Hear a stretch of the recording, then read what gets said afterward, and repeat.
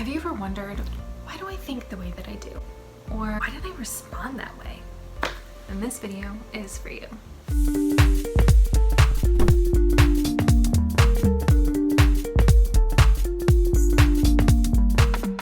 So let's start with just a little bit of psychology. The majority of how we go about our lives, meaning our reactions to our experiences, our thoughts, our behaviors, our emotional responses even, they're really formed by the perceptions that we have. And our perceptions are not necessarily reality, but they've been formed based on the experiences that we've had.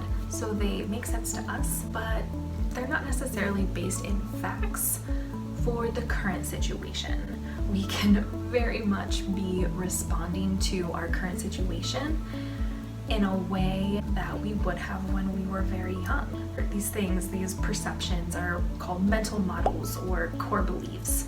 They were rooted in truth at a time.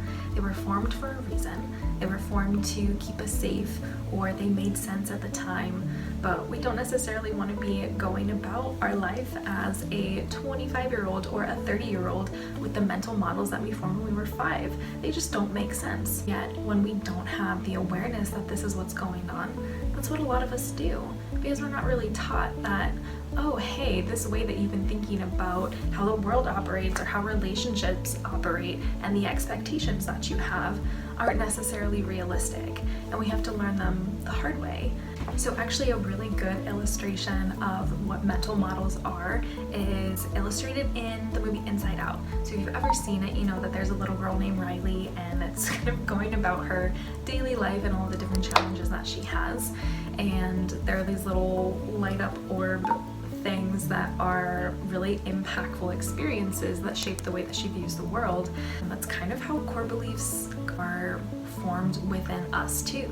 These mental models, the perceptions that we have that carry us through our life, are formed through every single experience that we've been through since we were really young. Even from memories that we don't remember having, maybe aren't super conscious within us because we had them when we were like 1 or 2 or whatever. But they really do have an impact.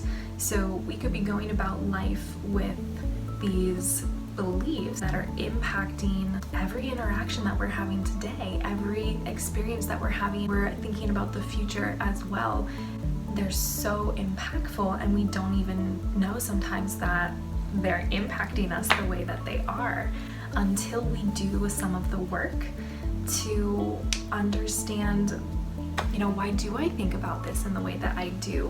Why do I respond in this way to this particular situation? It doesn't make sense to me. I promise you, if you do a little bit of digging, and sometimes even with professional help, with counselors or a psychologist, they can really help you bring clarity of why we respond to life in the way that we do, and it can help us feel more in control, more secure within ourselves, within our life experience at the time.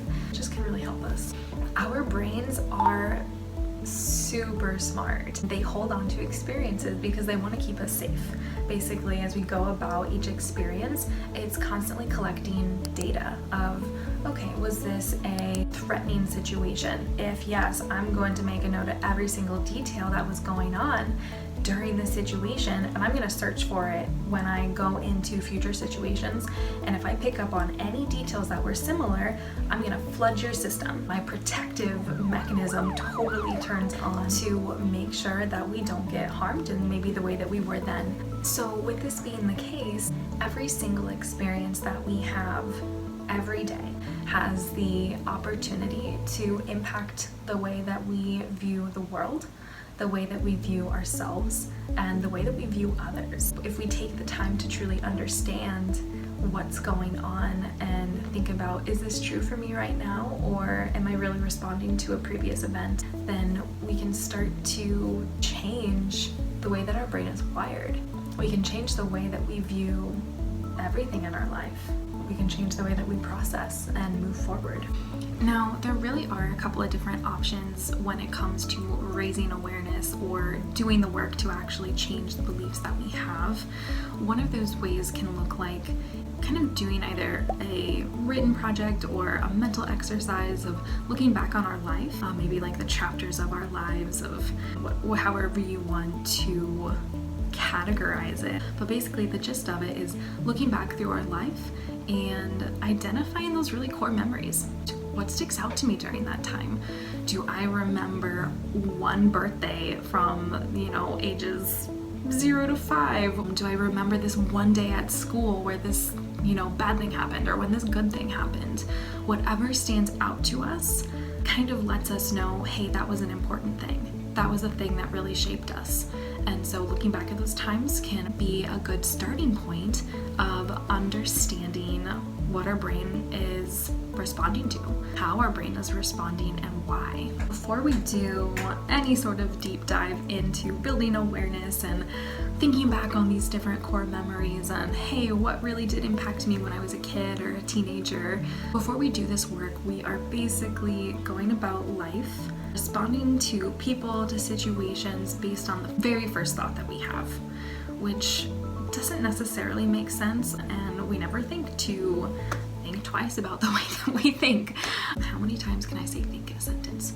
If we don't do this work, we are responding to our very first thought, and our very first thought is coming from kind of a place of protection. Also, it's coming from, we've thought that a lot of times and it feels the most true, so I'm just gonna go with it without ever thinking or taking the second to double check of like, hey, is that even accurate?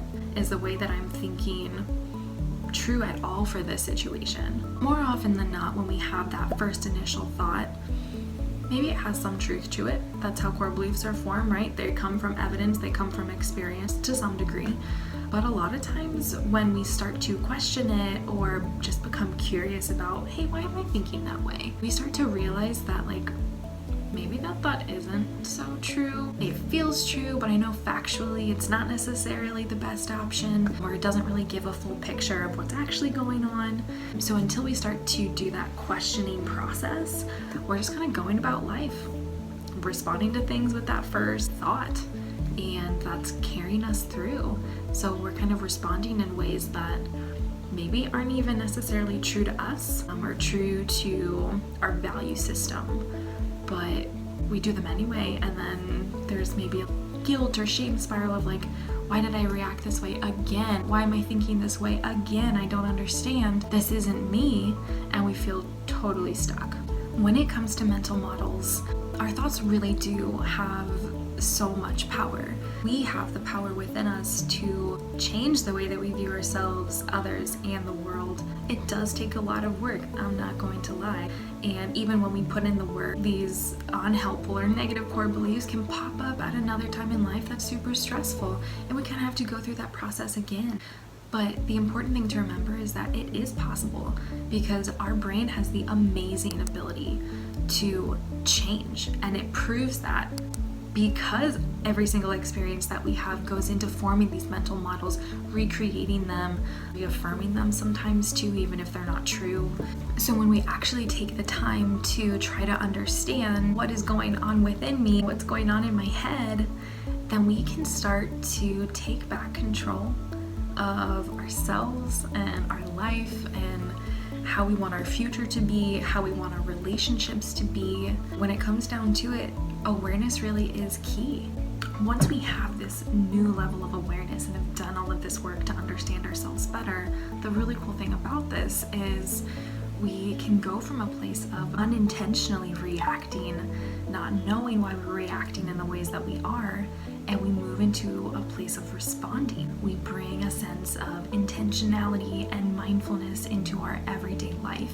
And that's where that sense of control comes into play, that sense of security. Once we have this level of awareness, we now have a choice, whereas we didn't before. Now we have the choice to respond how we want to. We can respond in the ways that feel true for us, that feel in alignment with our values, so we don't have to experience those shame spirals or those guilt spirals, because we're going about our life intentionally in a way that we didn't have the power to before, because we weren't aware that we could. Okay, so definitely let me know if you like this, if this was helpful in any way as you start this journey of just understanding yourself better, so we can make our life what we want it. And that's the really cool part about it. So again, I hope it was helpful. Let me know by giving it a like, hit subscribe, and there's definitely more stuff coming your way.